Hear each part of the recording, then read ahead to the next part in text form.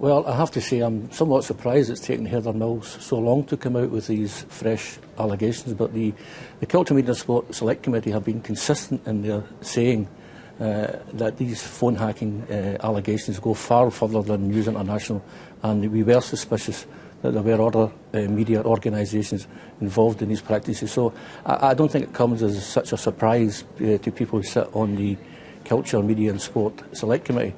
But in terms of Piers Morgan, I think it would be helpful if he could clear up these allegations, because I think it's been the best interest not just of him, but also of his new employer to have any of these allegations hanging over his head for any length of time. So I think if Heather Mills or indeed anyone else has any tangible evidence that Piers Morgan or a Mirror Group were involved in any of these practices, then you come forward with that evidence and give it to the police.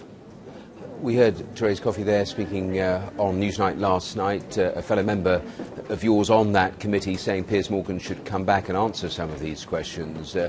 Wouldn't it be a good idea for your committee to actually formally invite him to come back, just like we saw with the Murdochs?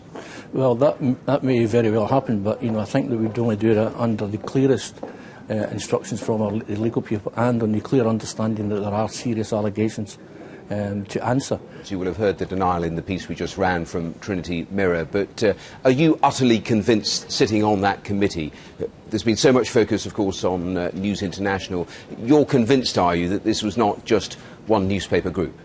Or one I wouldn't newspaper? say I'm convinced, but I'm deeply suspicious that this doesn't stop at News International. Journalists, like everyone else, talk to other people within the industry, and they'll be sharing what sort of practices that they've been doing.